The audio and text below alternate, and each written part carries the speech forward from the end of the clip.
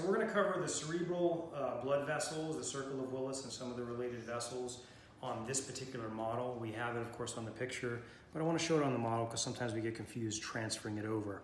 So, when we look at the model, the circle of Willis is made up of actually 9 different contributions of arteries, and we're going to go through those first. If you look at these 2 posts here, and I'll kind of angle it a little bit, we're looking at the base of the brain, by the way. So if we look here, left side, right side, we flip it up, left side, right side, because we're always labeling left or right if there is a left or right for that structure. This red post is going to be the left internal carotid artery. This right post here is going to be the right internal carotid artery. Okay.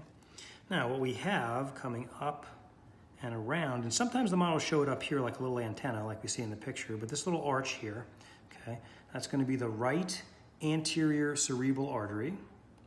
And then, well, let's just cover the left first. This is going to be the left anterior cerebral artery. And right in between, you can't really see it well on this model, but if it's like right in the center, there's a tiny little connector that you can see on your picture from the textbook. And that's called the anterior communicating artery. So we're going to be right in the center. So these arches are anterior cerebrals. Right in the center is an anterior communicating artery, and there's only one of them, so there's no left or right on that. Most of these have lefts and rights. If we look here, so now again, this is a model, so we'll pretend that artery is connected. Okay, so it's connected to the internal carotid on the right here. This is the right posterior communicating artery. And then we have the left posterior communicating artery here, right around the other side of the pituitary gland there. This is the pituitary gland, okay? This right here, again, it's a model, so we're just gonna connect it. See this right here? We're gonna connect it with the one that's on the model itself, and that is gonna be the right posterior cerebral. So this was right posterior communicating artery. This is right posterior cerebral artery. On this side, left posterior communicating artery, and then left posterior cerebral artery there, okay? And that takes care of our circle of Willis. So we've got a left and right posterior cerebral, a left and right posterior communicating, a left and right internal carotid, a left and right anterior cerebral, and then one anterior communicating, and that makes up our 9, okay?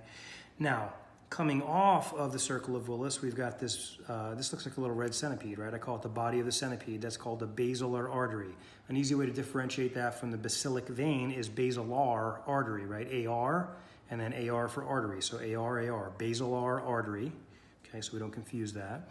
And then these 2, they're coming up from the neck through the transverse foramen. And so this is the left vertebral right vertebral artery, and this is the left vertebral artery, okay, which plug into an anastomose with that basilar artery.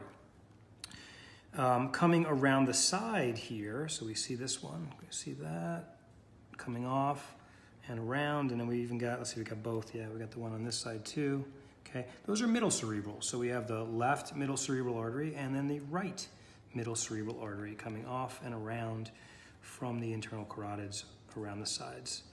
And I think that's actually all the arteries that you need to know on the brain. If you have any questions, let me know. Stay strong. I'll see you next time.